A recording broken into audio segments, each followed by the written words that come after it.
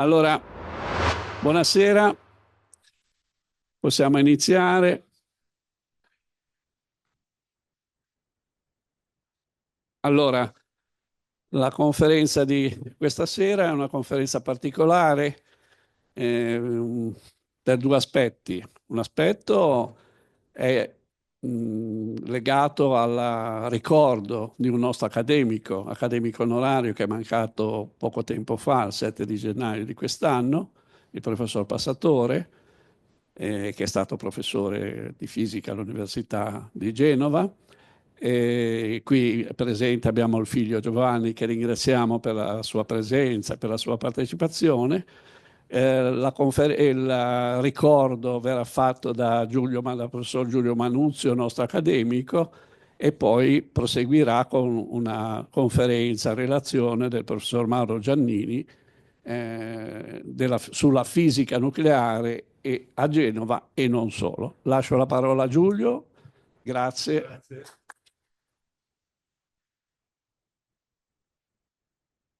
Allora, mi sembrava giusto, visto che avevamo un accademico onorario, il quale credo che si sia guadagnato in vita un notevole, diciamo, notevoli apprezzamenti, mi sembrava giusto ricordarlo. Lo farò in maniera molto veloce. Una vita è piena di cose. Scelgo di parlare di due sole cose. Una per introdurre, e non voglio portare via più tempo del necessario a Mauro Giannini, perché la parte interessante è la sua conferenza.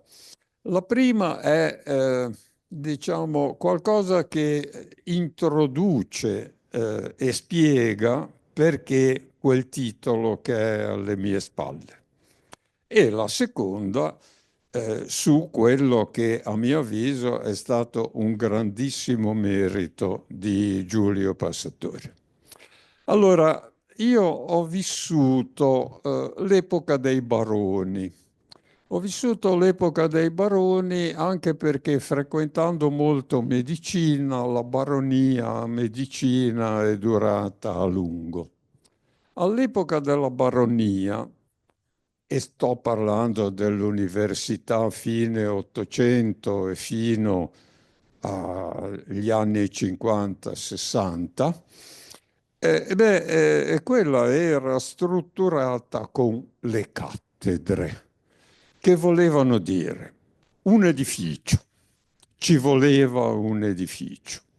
Dentro l'edificio il professore, unico, monocratico, un bidello ferocissimo, il quale non lasciava entrare assolutamente nessuno e regolava gli ingressi di tutti, e poi dentro silenziosi, un po' di tecnici e un po' di assistenti. Credo che l'Istituto di Fisica di Genova sia, almeno a Genova, il primo che ha smesso di essere un edificio, un insieme di cose ottocentesco o primi Novecento. Era arrivato a Genova il professor Borsellino, il quale ha pensato bene, cosa scandalosissima, di chiamare con sé il professor Ettore Pancini.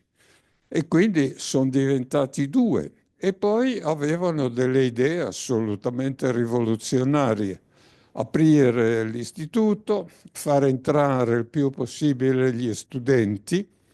Sono assolutamente sicuro che Pancini, se avesse potuto, noi studenti di fisica ci avrebbe tenuto lì a dormire anche alla notte. Ehm, In quel contesto, l'istituto si stava aprendo, aveva bisogno di persone. Giulio Passatore si era laureato molto bene e quindi insieme ai Beltrametti, ai Luzzatto, tanto per fare nomi ben noti, Mino Böbel, che va ricordato, sono stati, diciamo, non fortunati perché se lo sono meritato, ma facilitati perché il posto c'era. E quindi una delle prime svolte della vita di Giulio Passatore è stato essere assunto all'Università di Genova. Nella fortuna, tra virgolette, però, io dico che ha avuto una sfortuna.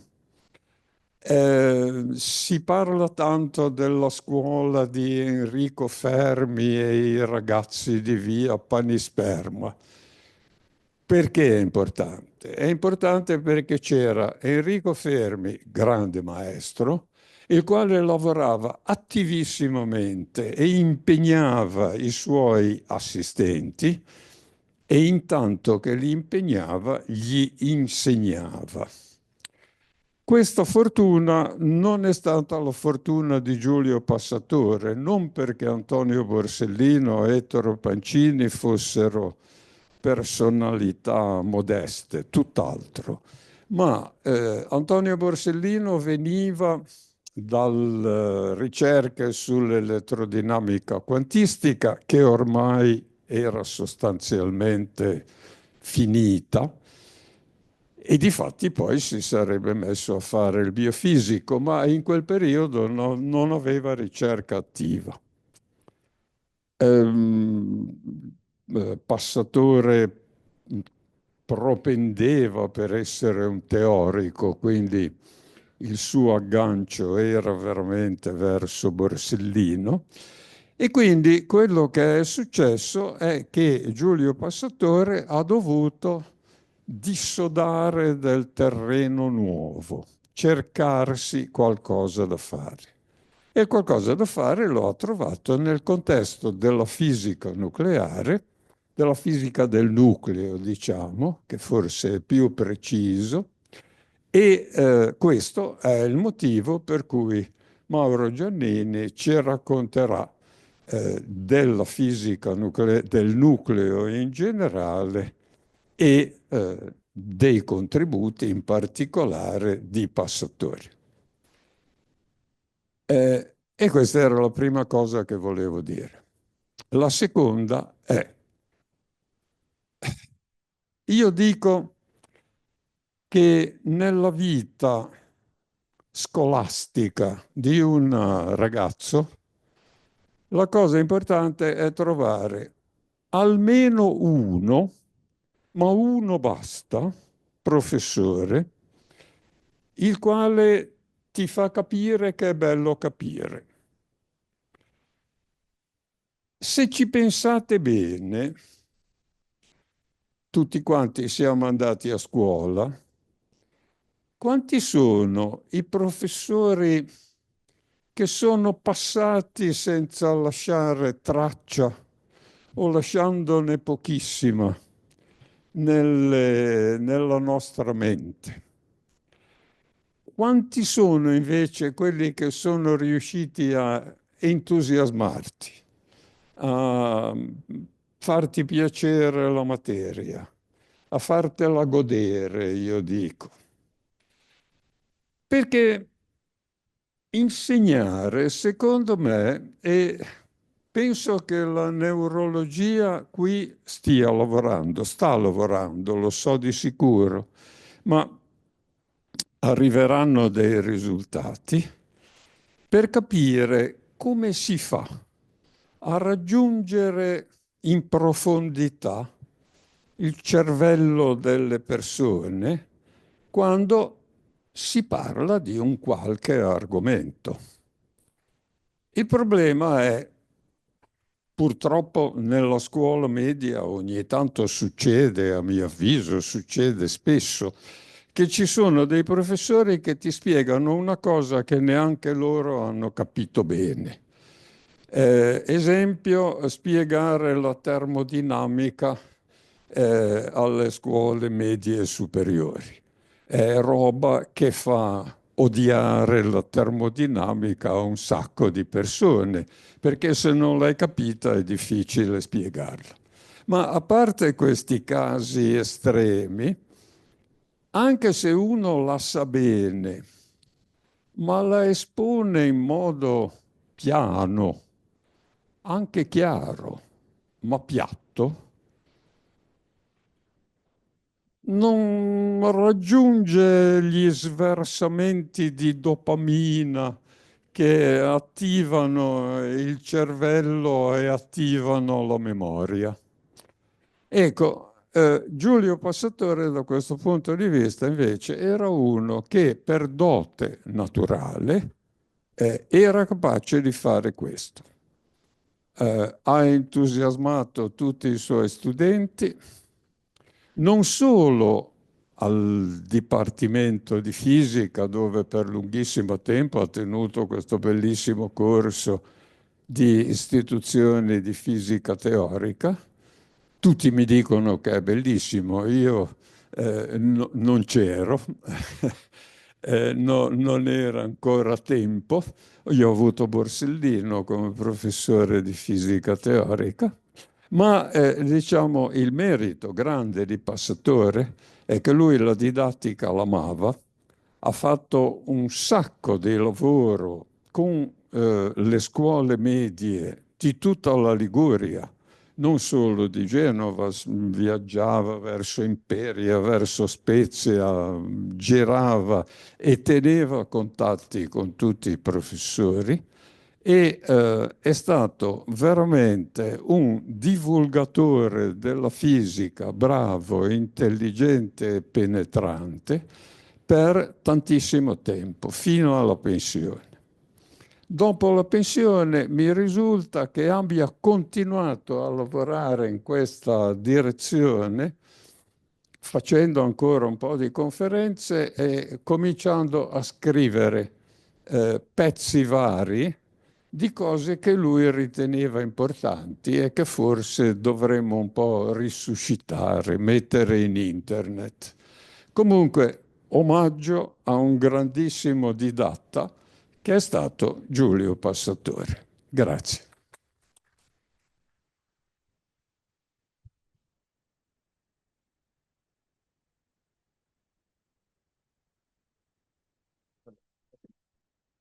Allora, tocca a me adesso. Vediamo se funziona bene. Sì. Allora, intanto volevo ringraziare l'Accademia per aver organizzato questa cerimonia in memoria di Giulio Passatore, che è stato per noi un grande docente, anche per me. E ringrazio anche per avermi coinvolto in questo evento, indegnamente coinvolto in questo evento. Comunque, cerchiamo di vedere un po' come il discorso della fisica nucleare. Però prima vorrei cominciare con una breve nota personale. Giulio ha accennato al fatto che, il professor Manuzio ha accennato al fatto che Giulio Passatore, qui i Giuli si sovrabbondano, non ebbe la fortuna di iniziare la sua attività sotto la guida e in continua interazione con una personalità forte e fortemente interessata al suo lavoro. E questo è successo un po' anche a me, perché io sono laureato in fisica delle particelle elementari, ho approfittato dell'ambiente accogliente che c'era all'istituto di fisica, si passavano le giornate dalla mattina alla sera all'istituto, anche se non c'erano lezioni. Però al mio ritorno dal servizio, io ho lavorato un po' nel campo della fisica delle particelle elementari, ma al ritorno dal servizio militare ho scoperto che il mio relatore, Giacomo Morpurgo, che era una persona di eccezionale livello teorico, si era messo a fare lo sperimentale, cercando i quark, di cui parleremo più avanti. E la mia tendenza, come quella di Passatore, era di fare il teorico. E fu Giulio Passatore a indirizzarmi verso la fisica nucleare. Quindi se ho fatto poi fisica nucleare lo devo integralmente a Giulio Passatore, il quale, come già ricordato da Manuzio, dalla sua cattedra di istituzione di fisica teorica ha insegnato la meccanica quantistica a generazioni di studenti, per 40 anni circa. E io sono uno di questi studenti, ovviamente. Ho avuto questa fortuna, al contrario di Giulio Manuzio. E ora parliamo di fisica nucleare. Soprattutto non solo. Vedete. Allora, il nucleo è un sistema multiforme, è fatto da tanti corpi e questo complica notevolmente la sua descrizione e lo studio. Analizzandolo con sonde diverse reagisce in modo diverso E qui cito un personaggio di altissimo livello, Age Bohr, nobile figlio del grande Bohr, premio Nobel del 75, e dice che come il nucleo è soggetto a sonde via via più penetranti, ha continuato a rivelare aspetti inaspettati ed a aprire nuove prospettive. E in corrispondenza di questi aspetti, di queste prospettive, sono stati costruiti diversi modelli, alcuni dei quali cercherò di illustrarvi. Questa considerazione ha avuto un senso fin dall'inizio, cioè da quando il nucleo è stato visto, che ho messo visto tra virgolette, perché ovviamente non è che c'è una lente, un microscopio che ci permette di vederlo. Quindi vorrei chiarire un po' cosa significa questo vedere un nucleo. E per capirlo è istruttivo sapere come è stato visto il nucleo, cioè l'esperimento che ha portato alla scoperta del nucleo, ormai più di un secolo fa. Tutto è partito dall'esperimento di Geiger e Marsden, che erano due collaboratori di Rutherford, e su suggerimento appunto di Rutherford, che per me era un grande, suggerì di fare questo esperimento con lo scopo di studiare la deflessione delle particelle alfa di NC4 MeV da diversi nuclei. Ricordo che un MeV vuol dire mega electronvolt, un electronvolt è 1,6 in 10 meno 19 joule, per chi ricordi di scuola. Queste particelle alfa erano prodotte da una sorgente, con la notazione di allora si chiamava radon radio C, adesso si sa che è il polonio 214. Queste particelle venivano indirizzate su un bersaglio, una sottile lamina di oro, venivano deflesse, poi ai vari angoli veniva sistemata questa apparecchiatura che consisteva in uno schermo fluorescente di solfuro di zinco, e al di là c'era il microscopio, cioè lo sperimentatore lì a guardare e a contare quante scintillazioni venivano prodotte. E cosa è successo? Il risultato molto sorprendente. Molte particelle venivano diffuse all'indietro e Rutherford è rimasto molto sorpreso di questo fatto. Era molto uso a fare battute e in questa occasione disse: è come se una palla di cannone sparata contro un foglio di carta tornasse indietro e vi colpisse. E perché era stupito Rutherford? Perché allora vigeva questo modello dell'atomo di J.J. Thomson, il quale aveva scoperto l'elettrone non molto tempo prima, per cui sapeva che l'atomo è neutro, è fatto di elettroni, e quindi ci deve essere una parte con carica positiva diffusa nella regione dell'atomo. Ricordo che l'atomo ha una dimensione di 10⁻⁸ centimetri circa, quindi c'è una sfera di 10⁻⁸ centimetri carica positivamente, e questi elettroni piccolini che galleggiano in questo mare. La particella alfa interagisce molto debolmente con gli elettroni, perché ha una massa che è 80 volte più grande. Quindi è come un boccione che va contro un pallino, manco lo sente. E poi, siccome la carica è diffusa su un volume molto grande, chiaramente la particella alfa non dovrebbe praticamente interagire con gli elettroni.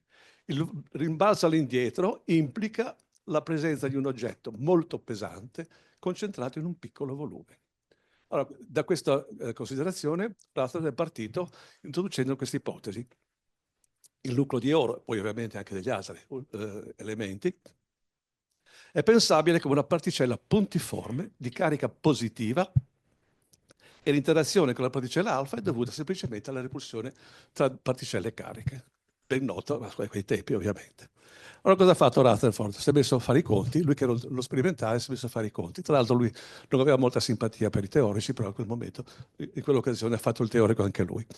L'idea di considerare una particella, una traiettoria della particella alfa, allora non c'era ancora la meccanica quantistica, quindi si parlava tranquillamente di traiettorie delle particelle, sparata contro il nucleo, viene deflessa di un angolo, fatto i calcoli classici basato proprio sulla repulsione tra cariche negative. I suoi calcoli sono risultati in ottimo accordo con le ulteriori misure che poi hanno fatto Geiger e Marsden 2 anni dopo. E quindi questo fatto, l'accordo dei calcoli di Rutherford con i dati sperimentali, ci dice che questa ipotesi di Rutherford è plausibile. Quindi vuol dire che abbiamo un nucleo molto piccolo, la particella alfa che è carica positiva, quindi è respinta dal nucleo, però grazie alla sua velocità riesce ad avvicinarsi al nucleo di oro e si avvicina a distanza dell'ordine del Fermi. in realtà si chiama femtometro, che è 10 almeno 15 metri, ma ormai in fisica nucleare questa unità si chiama Fermi. Quindi vuol dire che il nucleo o è puntiforme o tutt'al più è molto piccolo, cioè ha una scala di dimensioni enormemente più piccole di quelle dell'atomo. Ora, il nucleo è stato visto, anche se, diciamo, come dicevo prima, non è che c'è un microscopio, però la struttura dell'esperimento è simile a quello che si fa quando si vede un oggetto al microscopio, perché nel microscopio c'è un fascio di luce incidente che va su un bersaglio che è rilevato da un osservatore. E qui abbiamo una particella alfa che va sul nucleo di oro e poi c'è lo sperimentatore che si becca tutte queste scintillazioni. Sappiamo che un oggetto di dimensioni D è osservabile se la luce ha una lunghezza d'onda lambda più piccola, altrimenti non si riesce a risolvere la struttura. La luce visibile è 4.000, 8.000 angstrom, ricordiamoci che l'angstrom è 10 alla meno 8 centimetri. È un fenomeno che ci ricorda un po' quello che succede con le onde del mare. Qui vedete che c'è uno sbarramento con un'apertura, le onde arrivano, la loro lunghezza d'onda è abbastanza piccola, confrontabile con la dimensione dell'apertura, al di là si crea una diffusione.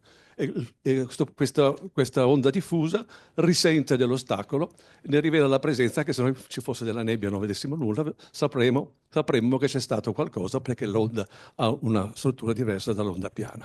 Così succede anche nel caso atomico e molecolare, nucleare e particellare. Però come va formulata la cosa? Nel mondo subatomico, in base al principio di de Broglie, una particella, le particelle hanno anche un aspetto di particella e di onde. Allora, una particella di massa m velocità v ha una lunghezza lambda che è data dal rapporto fra h e p. H è la costante di Planck, che è stata introdotta nel 1900, a gennaio 1900, da lì è data tutta la storia della meccanica quantistica. P è la quantità di moto, cioè il prodotto della massa per la velocità. Quanto più piccole sono le dimensioni di D, tanto più grande deve essere la P per avere una lunghezza d'onda molto piccola. Quindi più grandi sono l'energia della particella incidente, più grande la sua quantità di moto, più piccola la lunghezza d'onda e più grande il potere risolutivo della particella. Per le particelle alfa di cui abbiamo parlato finora, la lunghezza d'onda è 7 Fermi, grosso modo, quindi di dimensioni giuste per vedere il nucleo. Con proiettili aventi lunghezze d'onde grandi rispetto alle dimensioni dei nuclei, osserviamo quelli che si chiamano i gradi di libertà collettivi, cioè il nucleo che si comporta come un tubo. Invece con lambda sempre più piccole, allora andiamo a vedere gli effetti che sono dovuti ai costituenti del nucleo. E qui vi faccio vedere, tanto per interrompere un po' questo discorso, la foto in alto a sinistra mostra Rutherford a destra e Geiger. Marsden era l'assistente, era il dottorando, quindi non era presente la foto, evidentemente, o ha fatto lui la foto, probabilmente. E vedete che c'è un tavolo con un'apparecchiatura.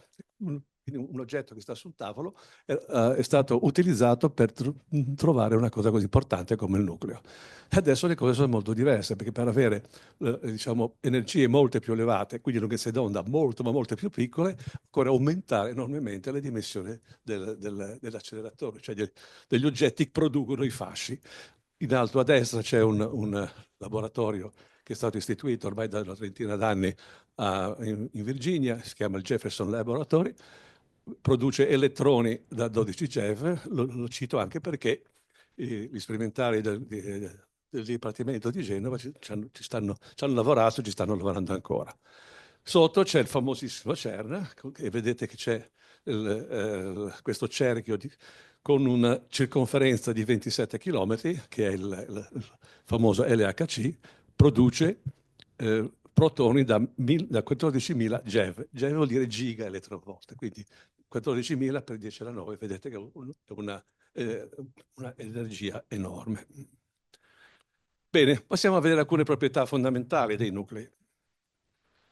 Ovviamente i nuclei sono composti da Z protoni, anche il protone è stato scoperto da Rutherford, e N neutroni, scoperto da Chadwick, sempre nel laboratorio di Rutherford, alcuni anni dopo. Z è il numero atomico, N è il numero di neutroni, la somma è il numero di massa. Protoni e neutroni vengono solitamente chiamati globalmente nucleoni. Dagli esperimenti tipo quelli di Rutherford si vede che i raggi nucleari hanno un andamento molto ben preciso. Vanno come la radice cubica del numero di massa. Con questo R0 circa 1,2 fermi. Quindi sono tutte dimensioni dell'ordine di qualche fermi. Ora, se noi pensassimo al nucleo come una sferetta di raggio R, il volume, sappiamo dalle elementari, 4/3 pi greco R3, verrebbe fuori che il volume è proporzionale al cubo di A alla 1/3, cioè A, cioè proporzionale al numero di nucleoni. E questo è un aspetto abbastanza rilevante. Se poi si vanno a misurare le masse dei nuclei, le masse, invece che esprimerle in chilogrammi, vengono espresse in questo contesto in mega electronvolt, in base al fatto che a una massa corrisponde sempre un'energia, con la formuletta E uguale mc quadro, che ormai sanno anche i bambini. Allora, il punto fondamentale è che se noi consideriamo un nucleo che è fatto da z protoni ed n neutroni, la somma delle masse dei costituenti è superiore alla massa del nucleo. C'è un difetto di massa, che ho chiamato B, che si chiama anche energia di legame.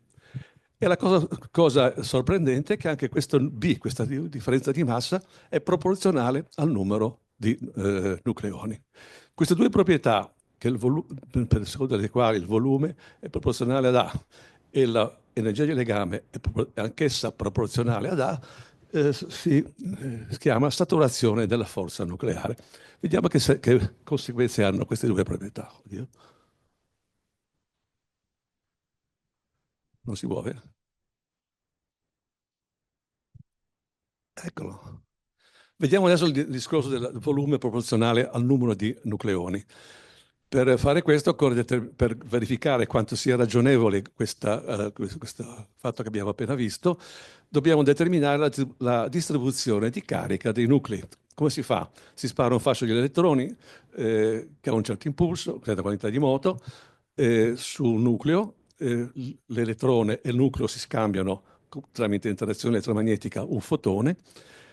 L'urto è elastico, che significa che l'energia cinetica si conserva, ma c'è lo scambio di quantità di moto Q, e questa Q comporta una lunghezza d'onda in base alla relazione che abbiamo già visto prima.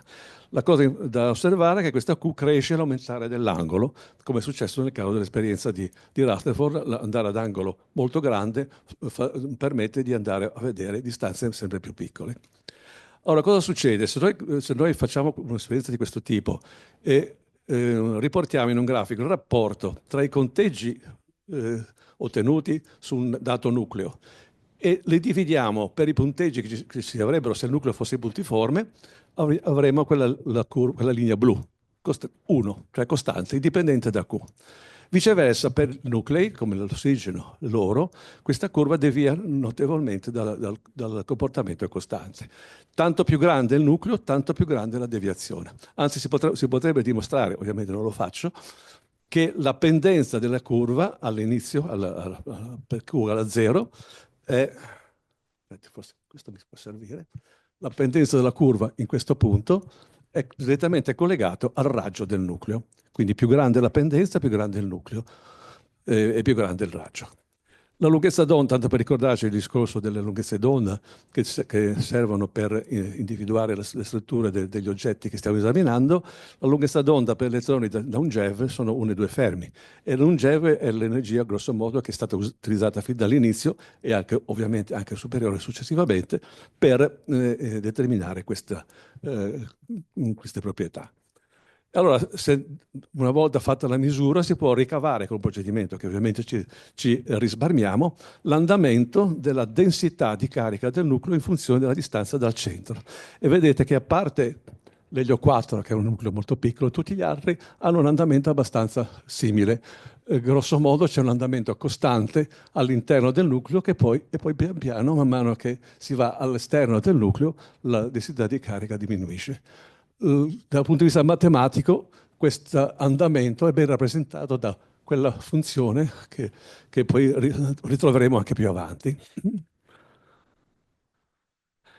Per quanto riguarda invece l'energia di legame proporzionale ad A, diciamo, questo è un grafico che, come ho ricordato a Giulio, ho visto per la prima volta nel suo corso di laboratorio 2, riporta l'energia di legame diviso il numero di nucleoni e si vede che sostanzialmente, a parte i nuclei piccoli, cioè quelli più leggeri, l'andamento è sostanzialmente costante. Abbiamo un valore medio dell'energia di legame di 8 MeV per nucleone, che tutto sommato è piccolo rispetto alla massa del nucleone, che è 940 MeV.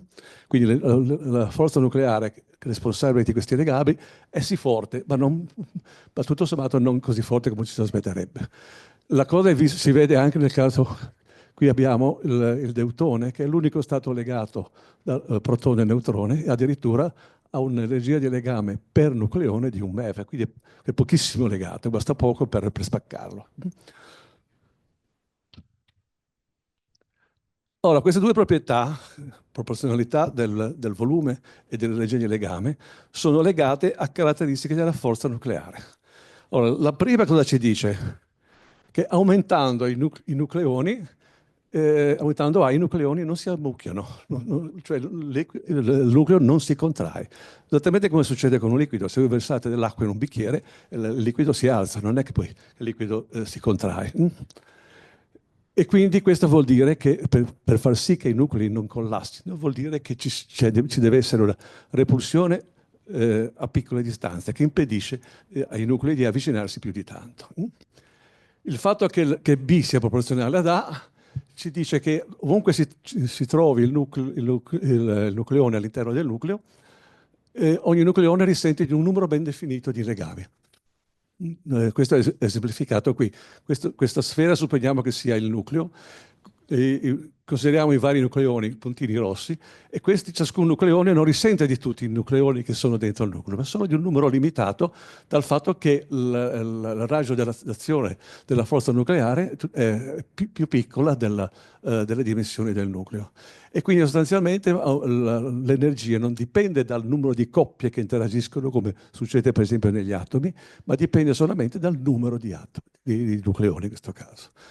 E queste considerazioni sono la base per un modello macroscopico, detto modello a goccia, che è sulla base simile a quella come dicevo prima, un liquido, che porta a una formula semi-empirica che riproduce abbastanza bene la curva che vi ho mostrato prima.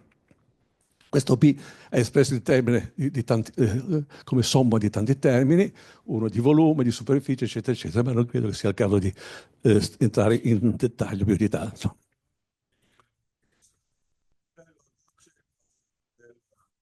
Una della biglia, sì. E in effetti poi questa biglia può essere presa molto più sul serio. Ci sono, diciamo, comportamenti di questa biglia che vengono studiati in maniera molto avanzata e con metodologie complicate, in particolare dal Bohr che ho citato prima. Per i nuclei questa biglia può ruotare se è deformata, la superficie può oscillare, vibrare, quindi sono tutta una serie di comportamenti che sono comportamenti collettivi, che riguardano il nucleo come un tutto. Quindi qualche accenno a reazioni nucleari, che è un metodo molto importante per avere informazioni sulla struttura e le proprietà dei nuclei. E ce ne sono, illustro due tipologie molto semplici. La prima è, una reazione nucleare molto semplicemente, sono due oggetti che si urtano e poi c'è qualcosa alla fine. Qui ho messo con due oggetti ancora, ma si possono produrre anche tanti altri oggetti. Allora, suddivido le reazioni in due categorie, elastiche e anelastiche. Elastica vuol dire che l'energia cinetica iniziale e finale sono uguali. E quindi, come nel caso dell'esperimento di Rutherford, non c'è scambio di energia, c'è scambio di quantità di moto, e l'esperimento che abbiamo visto prima su un nucleo con lo scattering elastico è quello che ci permette di determinare le densità nucleari. Poi un caso molto importante è quello della diffusione di protone o neutrone su un nucleo, che viene descritto secondo modello ottico. Il modello ottico è un argomento sul quale ha lavorato moltissimo Giulio Passatore, quindi ne parleremo un po' più avanti. Invece le reazioni anelastiche cosa significa? Significa che l'energia cinetica iniziale è maggiore di quella finale. La differenza è utilizzata per esempio per riorganizzare i nucleoni e formare nuclei diversi.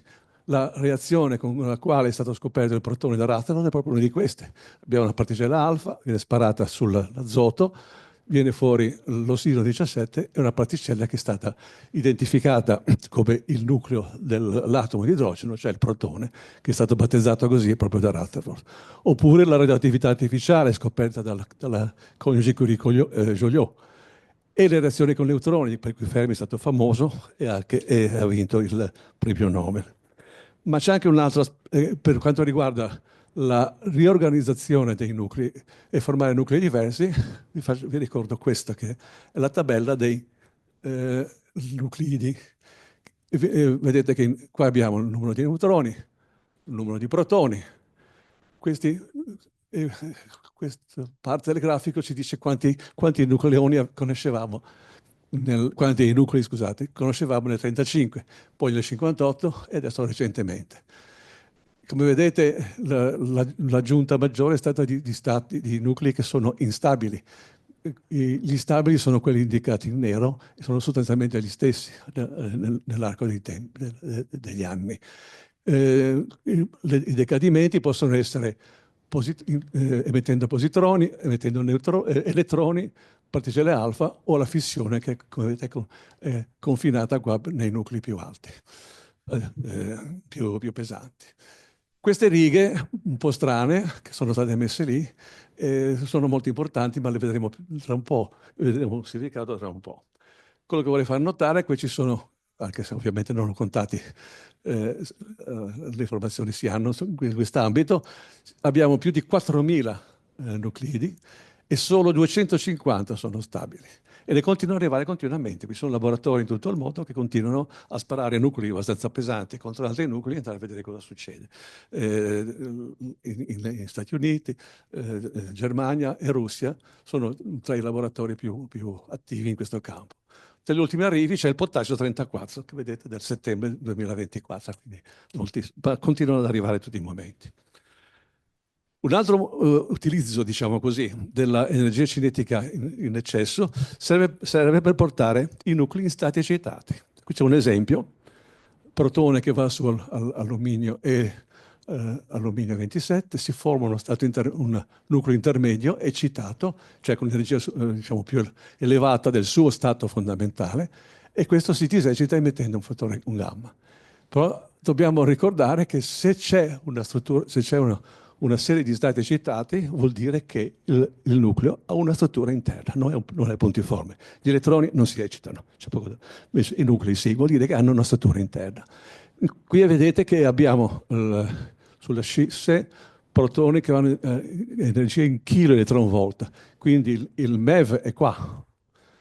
E per un protone di un MeV la lunghezza d'onda è 30 Fermi, quindi vuol dire, vede il nucleo come un tutto e non va a individuare i nucleoni. Come si descrivono questi picchi, queste risonanze?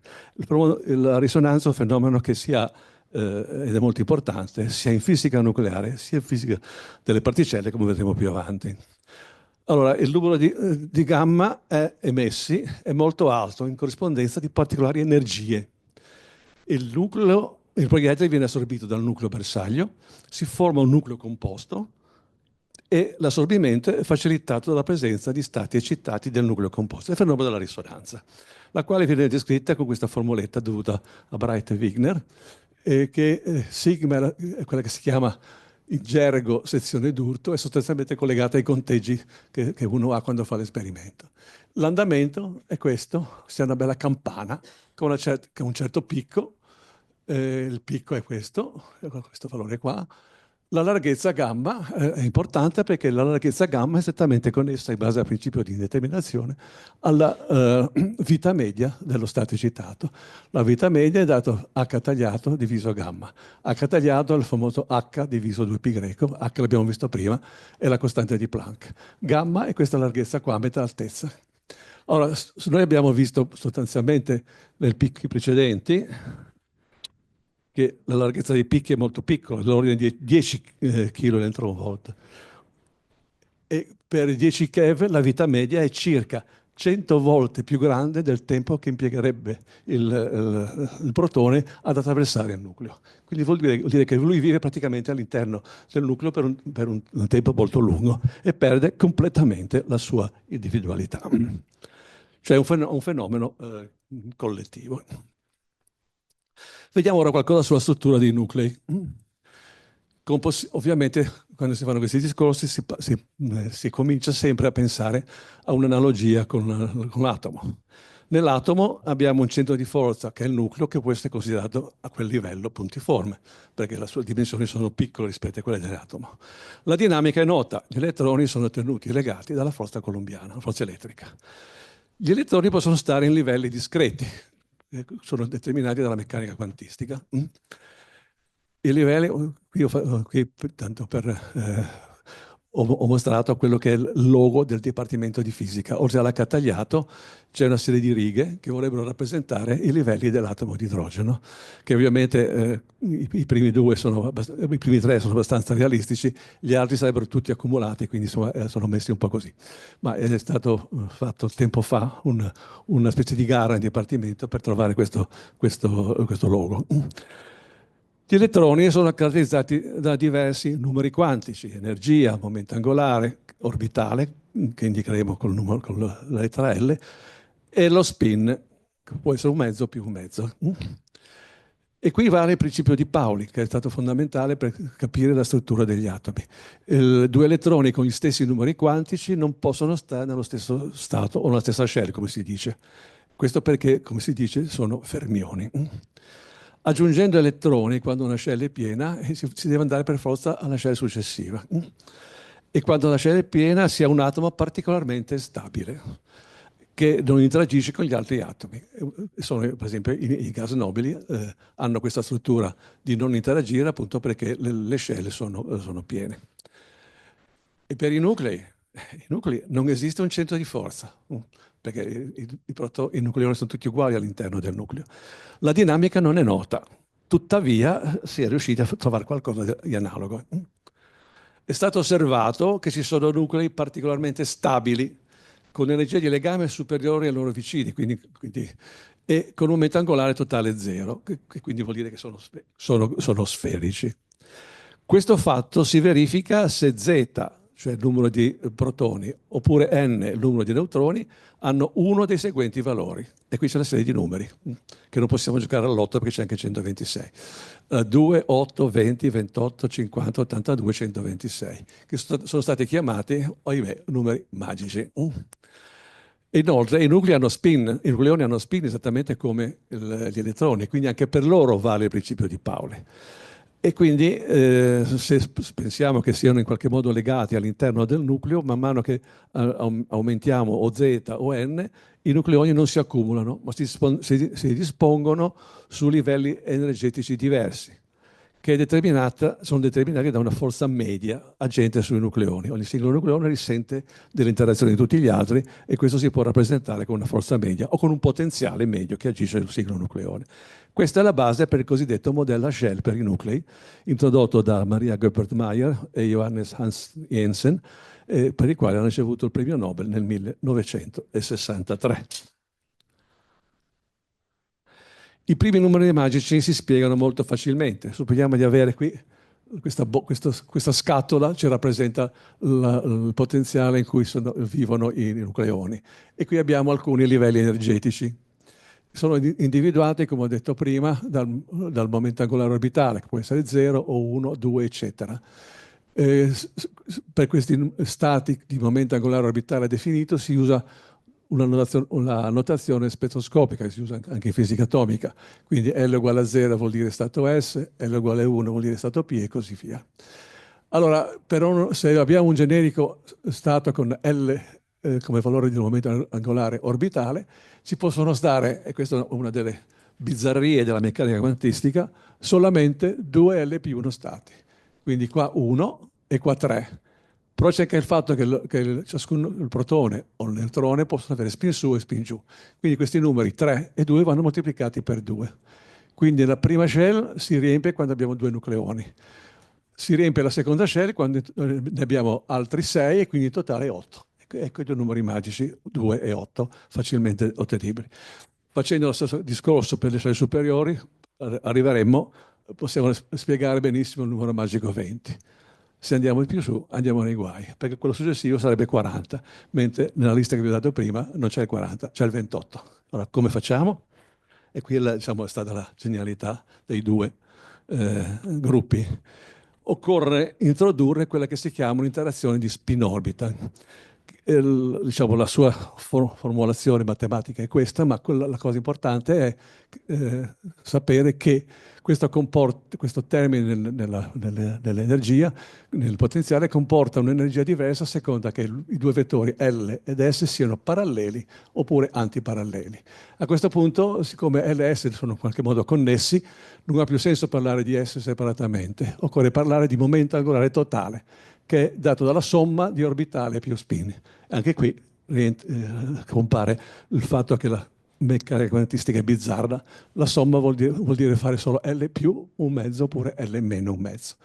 Anche qui, se J è un dato livello con un dato J, il numero di particelle che ci stanno è solamente 2J più 1, ed è anche pari, tra l'altro.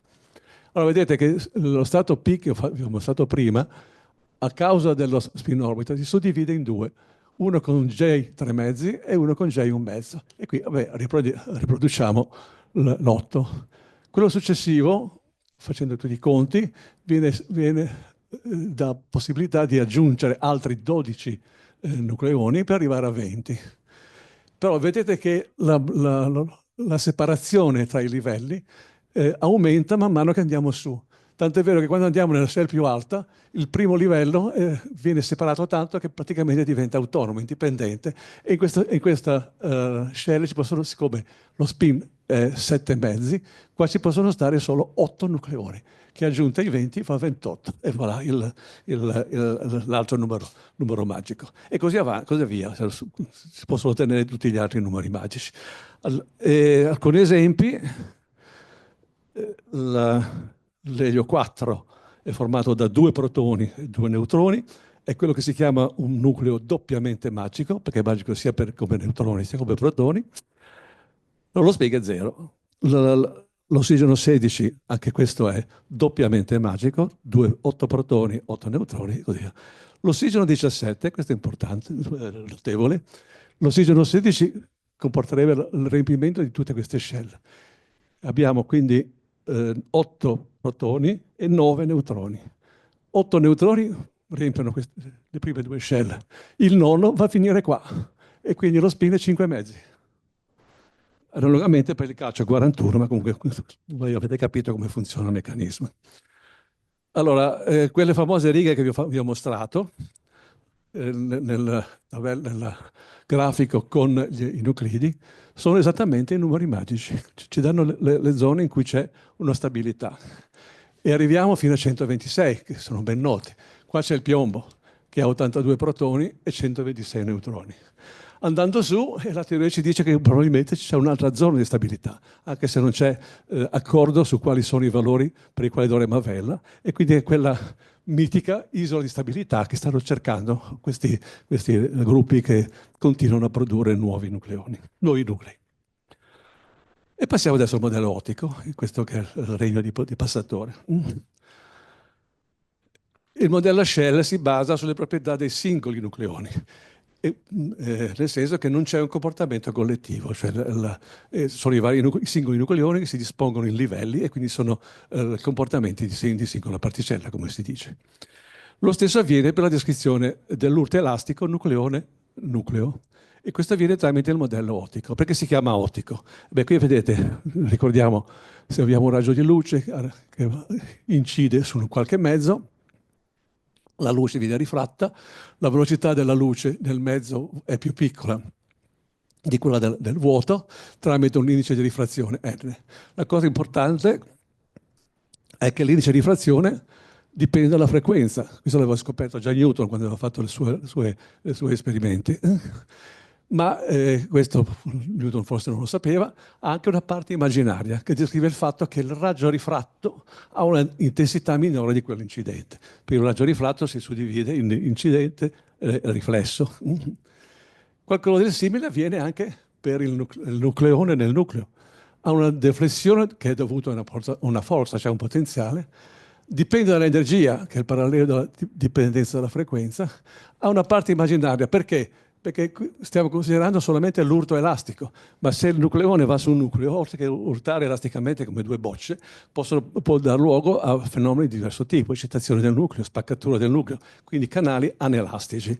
E quindi la parte immaginaria del potenziale che descrive questo processo tiene conto del fatto che ci sono altri processi possibili, oltre che a quello elastico. Allora, già negli anni 30, studiando il comportamento dell'indice di rifrazione, si è visto che tra parte reale e parte immaginaria c'è una relazione che si chiama relazione di dispersione, perché la luce è dispersiva. E la stessa cosa avviene, è stato dimostrato che avviene nel campo del potenziale ottico, ed è questa proprietà che Passatore ha sfruttato per poter descrivere determinare la dipendenza dall'energia del potenziale. Questa è la sua equazione che ho utilizzato, ho riportato qui semplicemente un paragrafo di un libro del 71. Passatore ha fatto i suoi lavori nel 67-68 e, come vedete, un intero paragrafo è dedicato da questo signore, che è un super esperto del campo, al lavoro che ha fatto Passatore.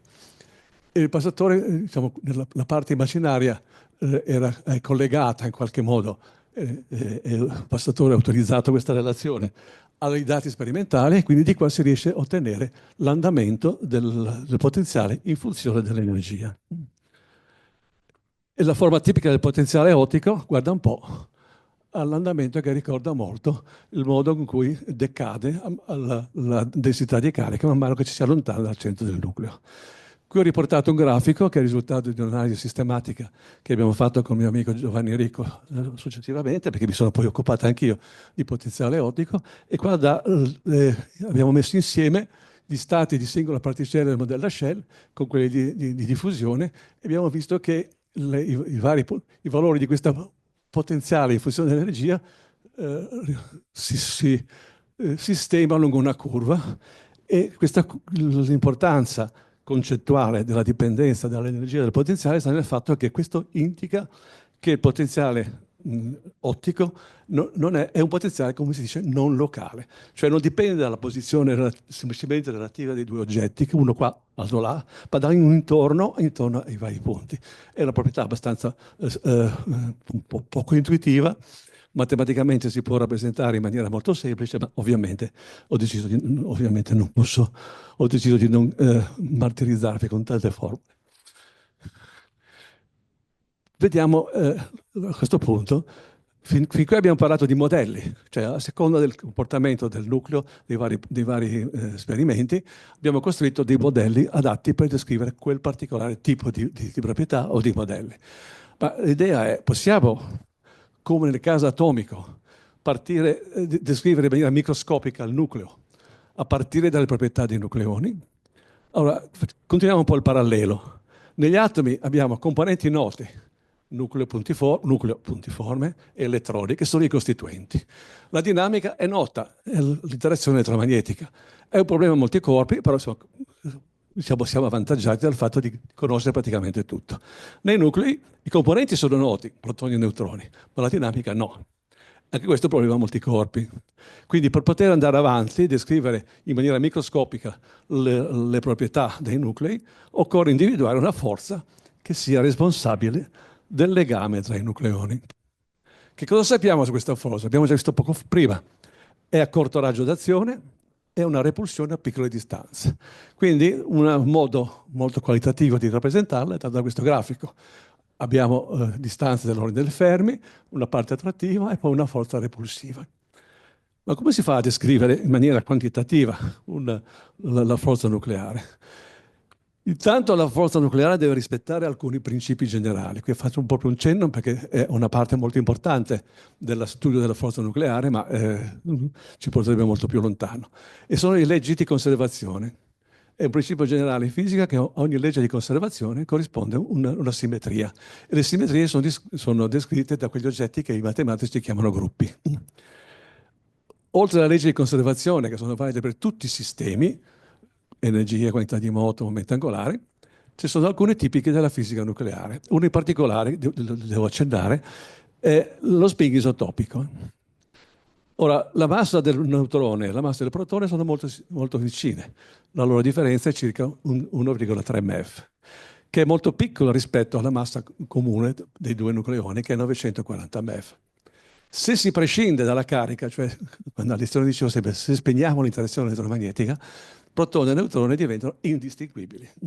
Sono due stati di una stessa particella, il nucleone. Quindi il nucleone non è solamente una nomenclatura agevole, ma corrisponde a una proprietà fisica molto importante. Questi due stati di carica sono due possibilità, esattamente come nel caso dello spin. Infatti questo si chiama spin isotopico, che è un mezzo o meno un mezzo a seconda che abbiamo a che fare con protone e neutrone. E le proprietà formali di questo oggetto sono esattamente le stesse dello spin. Ma lo spin isotopico ha un ruolo molto importante nella descrizione della forza nucleare. Qui abbiamo due esempi. Due nuclei, elio 3 e trizio. L'elio 3 fatto da due protoni e un neutrone, il trizio da un protone e due neutroni. La loro differenza di massa è circa 0,8 MeV, mentre la loro massa è dell'ordine di 2800 MeV, quindi di nuovo sono praticamente indistinguibili e formano quello che si chiama appunto un doppietto di spin isotopico. Ora vediamo questi tre nuclei, berillio 10, boro 10, carbonio 10.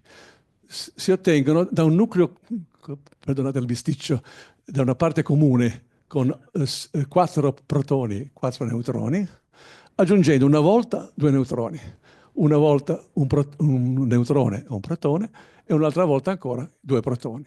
La struttura dei livelli che è rappresentata lassù è la stessa, simile tra i vari, indipendentemente dal fatto che si abbia a che fare con una coppia di protoni, di neutroni o protone e neutrone. Quindi vuol dire che la forza nucleare non dipende dal fatto che abbiamo una coppia di un tipo piuttosto che l'altro.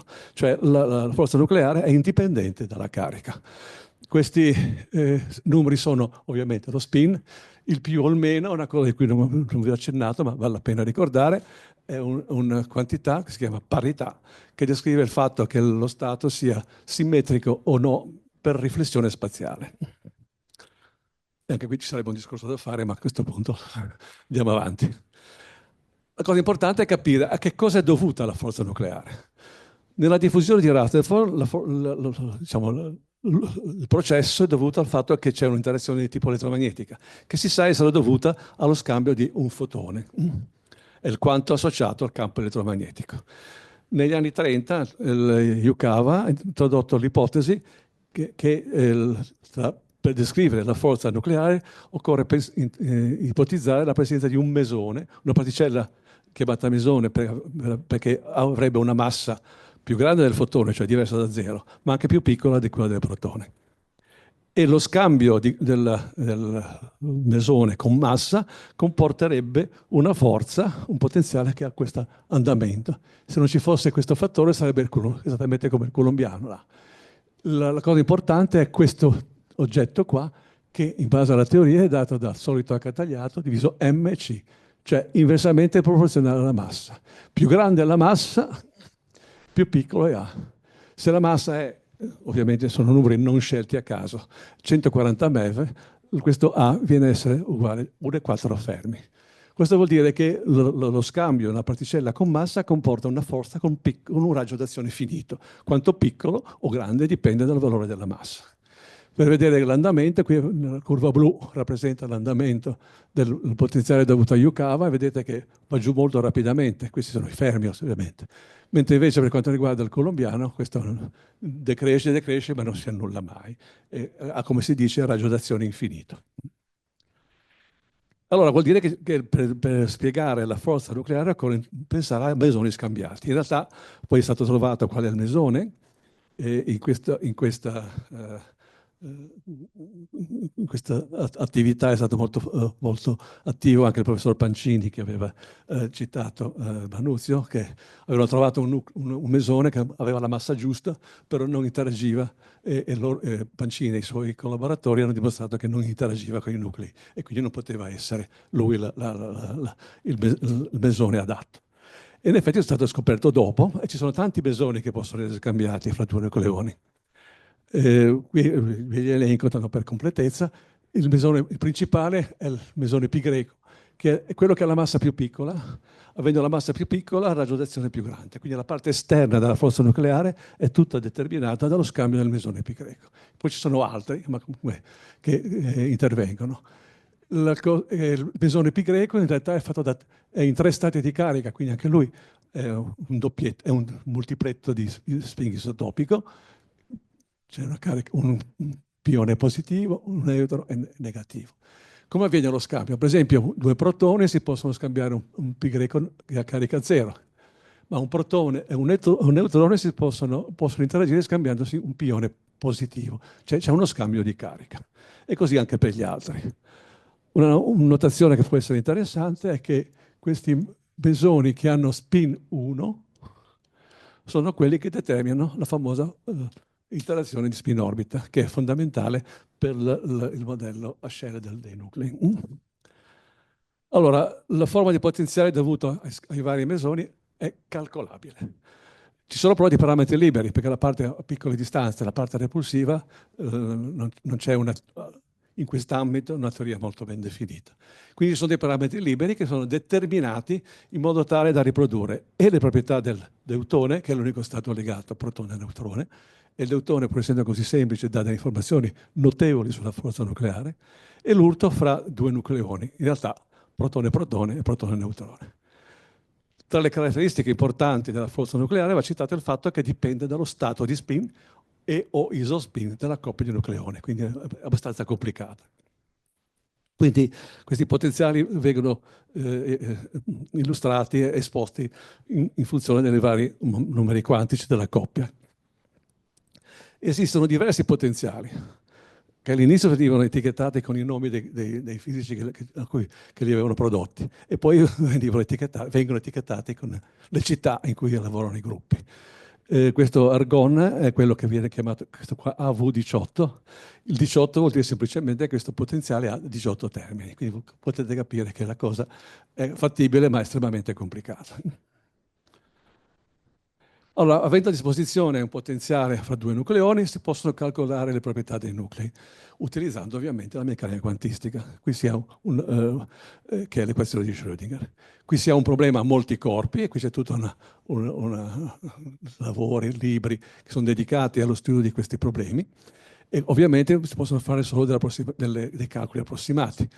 Come nel caso atomico, c'è per esempio il metodo di Hartree-Fock che viene usato nel caso atomico e si usa anche nel caso nucleare. Per i nuclei leggeri il discorso è diverso, si possono risolvere in maniera accettabile numericamente le equazioni corrispondenti. Fino a un po' di tempo fa si poteva fare solo per A uguale 3, cioè trizio e elio. Da alcuni anni si è arrivati con fatica ai nuclei con A uguale 7, quindi fino al litio. Si calcolano l'energia di legame e queste sono in buon accordo con i valori sperimentali. Però il lavoro, come potete immaginare, è molto, molto pesante. Andiamo a distanze ancora più piccole. Questo grafico rappresenta quello che succede se noi spariamo dei fotoni di energia via via crescente su nucleo o su protoni. Allora, la prima parte, i punti rappresentano, ed è la sezione d'urto, cioè il conteggio diviso per il numero di nucleoni. I punti corrispondono a esperimenti sui nuclei, la curva sono i dati sul protone. Ora, finché l'energia è bassa, siamo nell'ambito nucleare, abbiamo questo picco enorme che viene chiamato risonanza gigante, perché è un picco estremamente pronunciato, che è ancora un comportamento di tipo collettivo, perché si può spiegare come un'oscillazione collettiva dei protoni rispetto ai neutroni. Quindi non siamo ancora nel regno dei nucleoni. Se però andiamo avanti, si formano dei picchi sul nucleo. Però guardate un po', Gli stessi picchi, i picchi si formano anche se noi consideriamo cosa succede sparando un fotone su un protone. Quindi il fotone viene assorbito, ci sono dei picchi, e vuol dire che c'è qualche energia che favorisce questo assorbimento, vuol dire che ci sono delle risonanze, che vengono chiamate risonanze barioniche, perché si riferiscono ai nucleoni. E i picchi però sono molto larghi. Questa qua è la delta che è stata trovata per la prima volta da Fermi, ha una larghezza di 120 MeV. E quindi la sua vita media, con la formuletta che abbiamo visto poco fa, risulta essere dell'ordine di 10 alla meno 23 secondi. Quindi praticamente non si vede. Si vedono solo, siccome decade, si vedono solo i prodotti del decadimento. Come si vedono queste risonanze? Si producono, come abbiamo visto, sparando fotoni, ma meglio ancora sparando pioni. E ci sono diversi picchi, con diverse caratteristiche di massa, spin, parità, eccetera. La domanda è quante sono? E mi spiace, mi spavento un po'. Questo, ogni 2 anni viene pubblicato un volume che rappresenta che descrive tutte le conoscenze che abbiamo sulla fisica delle particelle. E c'è una tabella che rappresenta questi stati eccitati del nucleone. E questi sono quelli che hanno lo stesso spin isotopico del nucleone, questo è tipico della delta e poi altre. Queste qua gialle, come vedremo, vengono chiamate strane, vedremo poi perché. Però qui ho scritto BA uguale 1. Cosa vuol dire? BA è il numero barionico, uguale 1 per i nucleoni e 0 per i mesoni. E non l'ho fatto, ma c'è una tabella altrettanto grande per i mesoni, quindi insomma è una quantità enorme. Allora, faccio una piccola parentesi sul numero barionico, che vale 1 per tutte le particelle di questa tabella, meno 1 per le rispettive antiparticelle, 0 per i mesoni e A per i nuclei. La cosa importante è che questo numero barionico si conserva. Qualunque cosa succeda, qualunque processo si ha, all'inizio e alla fine il numero barionico è lo stesso. Questa è una conseguenza molto importante, perché il protone è il barione con la massa più piccola, quindi non ha modo di decadere, perché qualunque decadimento violerebbe il principio di conservazione del numero barionico. Quindi il protone è stabile. Se no, noi non saremmo qui a parlare. La vita media del protone è stata valutata superiore a 10 alla terza 30 anni. Siamo stati tranquilli, visto che l'età dell'universo è valutata a 10 alla 14. Quindi. Allora, a questo punto, andando avanti sempre con i nostri paralleli, gli atomi hanno una dimensione, uno spettro di eccitazione e hanno la struttura interna data da elettroni e nuclei. I nuclei hanno una dimensione e uno spettro e la struttura dei nucleoni, che sono i costituenti dei nuclei. E i nucleoni hanno una dimensione, il raggio del protone è circa 0,8 Fermi. Hanno uno spettro di eccitazione, abbiamo appena visto, quindi hanno una struttura interna. Ci sono dei costituenti. Questa è l'idea data ormai 60 anni fa, che il protone, il neutrone e tutte quelle particelle che vi ho fatto vedere sono in realtà costituite da un numero finito di particelle. Capite che è un'economia pazzesca, perché con poche particelle si descrive la struttura di un numero così grande di particelle. Esiste una simmetria che è più ampia di quella di spin, ma su questo ovviamente lascio un po' perdere. Ora, quando è stata introdotta l'idea dei quark nel 64, si conoscevano molte meno particelle, oltre a quelle di tipo N-star, cioè tipo nucleone, ma con energie e momenti angolari diversi, o tipo delta. C'erano altre, quelle che ho rappresentato in giallo nella tabella, che hanno chiamato particelle strane. Da qui in avanti i nomi strani verranno fuori a bizzeffe. Perché strane? Perché avevano un comportamento singolare. Venivano prodotte in coppie, in interazioni forti, e poi decadevano con interazioni deboli. E la spiegazione possibile era quella che portassero un nuovo numero quantico che è conservato nelle interazioni forti, ma non nelle interazioni deboli. Questo numero quantico, guarda un po', viene chiamato stranezza. E allora vediamo un po' meglio cosa sono questi quark. All'inizio sono stati introdotti 3 quark, up, down, strange, con carica elettrica frazionaria. 2/3, meno 1/3, meno 1/3, in unità di carica dell'elettrone. In questo modello i barioni sono tutti formati da 3 quark. Per esempio il protone è fatto da un quark up, 2 quark up e un quark D, 2/3 più 2/3 meno 1/3 fa 1. Un neutrone dà un quark up e 2 di questi qua, quindi 2 terzi, meno un terzo fa 0 e così via. E per quanto riguarda i mesoni, sono un stato di quark e antiquark. Quindi, per esempio, il pione positivo è un quark up e un antiquark D. Però per descrivere tutti i quark, tutti gli stati, è stato necessario introdurre altri quark. Alla fine siamo arrivati con 6 quark. Sono elencati qua. Up, down, charm, strange, top e bottom. Quelli in alto hanno carica 2 terzi e quelli in basso carica meno un terzo. Ora, i quark descrivono la struttura interna e anche questi sono stati visti, come al solito modo, sparando proiettili ad altissima energia con scambio di grandi quantità di moto, quello che si chiama l'urto altamente anelastico fra elettrone e protone. E con elettroni di energia superiore alla G abbiamo già visto che la lambda è inferiore alla dimensione del protone. In questo modo si risolve la struttura interna del protone. E infatti, se uno prende i conteggi osservati, li divide per quelli che avremmo in caso di particelle puntiformi, vediamo che l'andamento è piatto, è costante. Quindi vuol dire che ad altissime energie si rivela una struttura puntiforme all'interno del protone, che sono appunto i quark. Però, diciamo, come vi ho detto all'inizio, il professor Morpurgo aveva messo su attività per la ricerca dei quark. Quando è stata introdotta l'idea, come potete immaginare, è scattata la caccia al quark. Diversi gruppi nel mondo hanno provato, Morpurgo con i suoi collaboratori ha messo su un esperimento di altissimo livello che sicuramente sarebbe stato in grado di rilevare un quark se fosse passato per San Martino, ma purtroppo i quark hanno proprietà molto strane. Infatti con i quark entriamo in un mondo pieno di sorprese. Una è che i quark sono confinati. Cioè se noi prendiamo per esempio il protone e gli spariamo sopra un fotone cercando di tirarlo via, un protone, e cerchiamo di tirare via un quark dall'interno del protone, questo si prende il fotone, esce fuori, ma si crea automaticamente una coppia antiquark-quark.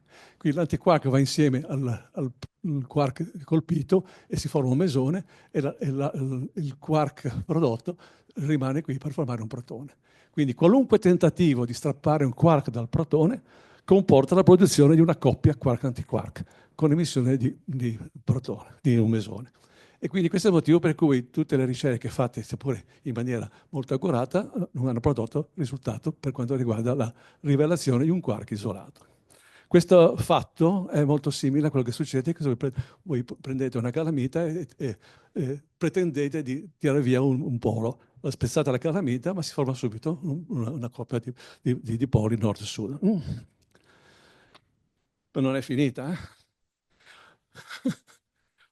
Ci siamo. Ogni quark può stare in 3 stati diversi. Qui la fantasia diciamo, incombe. Questo numero quantico che è stato usato per identificare i 3 stati diversi si chiama colore, rosso, blu, verde. Gli hadroni hanno tutti colore 0 e i barioni sono fatti da 3 quark di colore diverso, quark e antiquark hanno colore opposto. La dinamica tra i quark è dovuta allo scambio di mesoni, di massa nulla, che vengono chiamati gluoni, che viene dall'inglese glue, che vuol dire colla. È molto complicata, sono le equazioni della cosiddetta cromodinamica quantistica o quantum chromodynamics. E in linea di principio tutte le proprietà degli hadroni e dei nuclei dovrebbero essere determinate da questa quantum chromodynamics, ma le equazioni sono molto complicate, non si riescono a risolvere se non sostituendo la palla, che stavolta è il nucleone, con un reticolo di punti. E si ottengono tantissimi risultati, c'è un'attività molto fiorente in tutto il mondo, si descrivono gli stati barionici, però il numero superiore a quelli osservati, ma per quanto riguarda l'argomento di oggi ci sono anche risultati preliminari sulla forza nucleare. E qui abbiamo, nel caso dell'interazione con L uguale a 0, l'andamento della forza, che come vedete c'è un andamento a grandi distanze abbastanza piccolo, una parte attrattiva e una parte repulsiva. Quindi questo è un risultato preliminare ma estremamente interessante, perché si dice che questa idea sulla parte repulsiva, che era ipotizzata e dimostrata sulla base di fenomenologia, viene fuori anche da principi primi. Con ciò possiamo finire qua il nostro giro e quindi vi ringrazio per l'attenzione.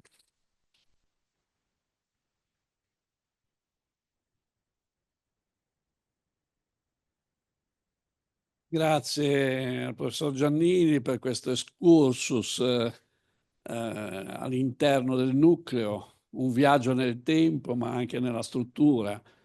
Oltre al quark, il quark si può spaccare dentro, c'è qualcos'altro?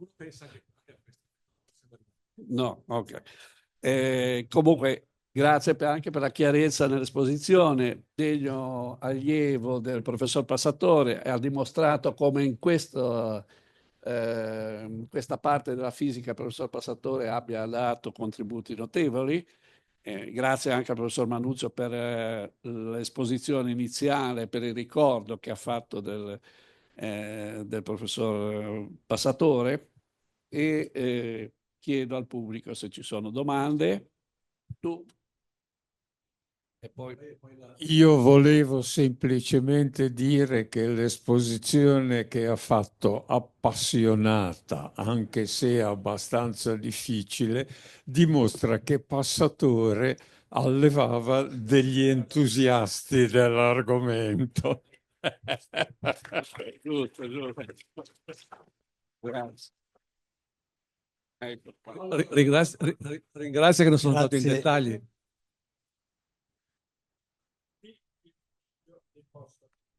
Giovanni Passatore, che è venuto a sentire la conferenza.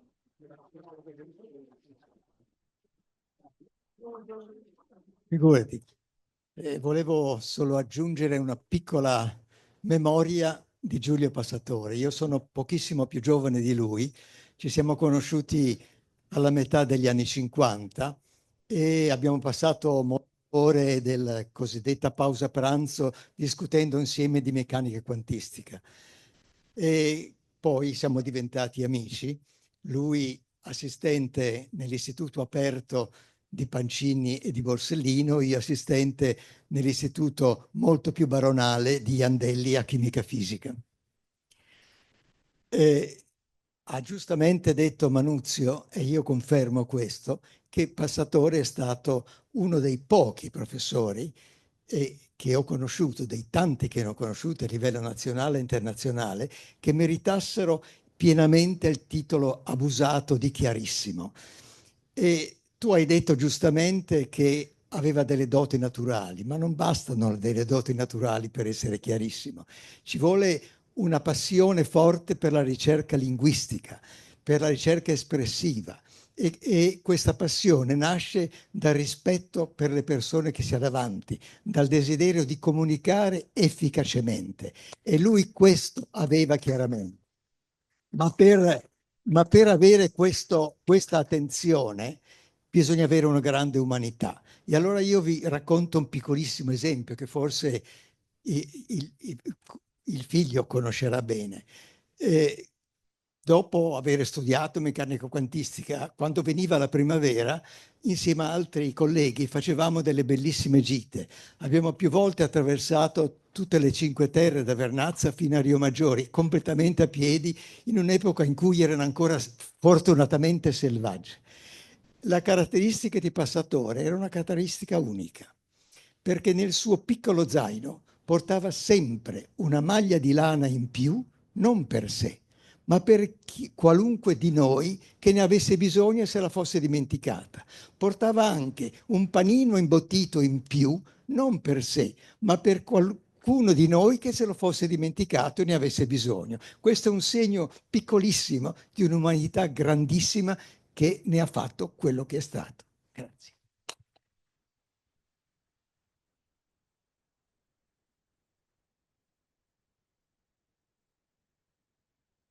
Che ci ha ricordato questo aspetto di umanità, non soltanto riguarda la scienza, riguarda lo scienziato, ma insieme alla scienza ci vuole comunque una grossa dose di umanità per poter essere anche dei buoni docenti e dei buoni, diciamo, formatori nei diversi campi della scienza, in tutti i campi della scienza. Ci sono altre domande? Altri chiarimenti? Tutti hanno capito tutto? La parola di Giovanni. stato molto appassionato a seguire questo. Io ho avuto un insegnamento il settore dal 1976-67, mi pare. Poi devo dire effettivamente bello proprio apprendimento è stato per me. Io poi dopo qualche anno ho laureato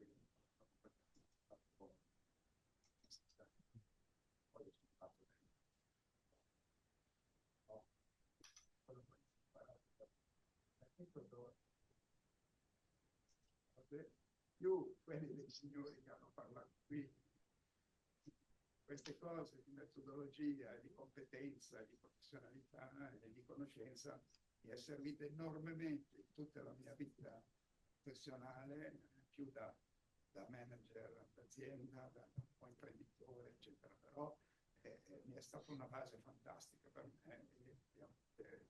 Appena ho sentito che c'era questo Mario, sono passato. Ringrazio tutti, ci ho tenuto molto a essere presente. Grazie a tutti. Scusa Mario, volevo fare un'aggiunta che ho dimenticato. Io ho fatto vedere i lavori di Passatore del 67 e 68. Sono citati ancora adesso, in questi ultimi anni. Intanto per questo penso che sia importante ricordarlo. Sì, ho visto anche quello era il libro del 71, però sono continua 2010. Quindi vuol dire che sono attualissimi e ancora importanti e necessari. Ci sono altri? No? Gaetà, dai. No, io voglio ricordare, non l'ho sentito direttamente, però diciamo era la voce che circolava. Gamba, che era molto divertente per molti versi, si era divertito a scrivere cose in endecasillabi come tipo Divina Commedia, e aveva chiesto, credo qualcuno probabilmente lo sa in modo diretto, io l'avevo sentita, che si riconoscevano se erano versi di Gamba o o di Dante. Quasi nessuno di quelli cui aveva chiesto sapeva tutto. Qualcuno, un caro amico e collega, credo Andrea Levi, se la cavava dicendo anche Dante ha scritto brutti versi, ma mi dicono che l'unico, cioè mi pare di avere sentito che l'unico che non ha fatto neanche un errore fosse Giulio Passatore, perché conosceva tutta la Divina Commedia a memoria. È vero? Allora, Posso? Prego. Il Giovanni Passatore, ma adesso poi ci dice chi l'ha scritta. Con la neve e con il vento marcia il fisico contento perché sa che vien Natale con letizia generale. Buon Natale a Gamba Augusto, della fisica un gran fusto. Buon Natale a Passatore che è cortese a tutte l'ore. Buone feste anche a Malvano che lavora tutto spiano. Buon Natale a Beltrametti che è un piacere per gli occhietti. A Palmieri buon Natale, delle donne l'ideale. A Borburgo buone feste che dei cuor che è sulle peste. Buon Natale anche a Diambrini, Nembo Kid per i bambini. Buon Natale a Borsellino, il gattone sopraffino. Buon Natale al Gran Boato che per sempre sia lodato. A Vallauri buon Natale che rimanga sempre uguale. Buon Natale a Becchi il bello delle donne Gran Rovello. Un augurio natalizio al cattivo prof Manuzio. E questa non me l'aspettavo. Alla Tommy, buon Natale con le bolle eccezionali. Buon Natale a tutti gli altri, buon Natale a tutti quanti, che ci porti in La Barbera venerdì verso la sera. Forse abbiamo fatto un tuffo nel passato in tanti. Da dove arriva? Te lo so dire io, Giulio. Lui la possibilità. Giulio, te lo so dire io. Sì, Sono le studenti, gli studenti di fisica, in particolare le studentesse, come puoi immaginare. come? Gli studenti di fisica di quegli anni, fino anni 60, lì, per Natale hanno fatto questa poesiola che è rimasta molto famosa. E immagino possono, in gran parte studentesse, qualche nome potrei anche farlo, ma ormai non ci sono più, quindi non è il caso di farlo. So che Beltramendi è entrato in casa sbandierando questo foglio sotto il naso della moglie. Non lo conoscevi tu? No. È strano. Perché è cattivo. Perché è cattivo. Bene, volevo ancora... Un minuto solo che approfitterei della presenza di tanti nuclearisti e tanta meccanica quantistica per una mia vicenda personale, che recentemente, con un po' più di tempo, mi sono letto di Schrödinger, Che cos'è la vita? E con tutti, diciamo, le possibili contatti fra meccanica quantistica e la vita, e sono stato affascinato, no? E siccome è stato citato ad esempio Borsellino, il professor Borsellino, così, ho rimpianto molto di non essere andato nella direzione della biofisica di Borsellino, devo dire, perché mi sembra che sia una via nuova, una via moderna, no? Della fisica. Io spero che arrivi anche l'equazione di Schrödinger della vita, ecco. Però grazie. Grazie mille. Grazie a tutti. Volevo ringraziare i relatori, il professor Manuzio, il professor Giannini, ringraziare il figlio del professor Passatore. Direi che abbiamo fatto un excursus nel campo della fisica nucleare, ma anche nel campo, nel ricordo del professor Passatore. Professore che è stato nostro accademico, che ha dato un contributo a questa accademia importante e ha continuato in questi ambiti, in queste sale, a portare le sue conoscenze, la sua capacità di insegnamento e la sua umanità. Grazie a tutti per il vostro intervento e buonasera. Alla prossima.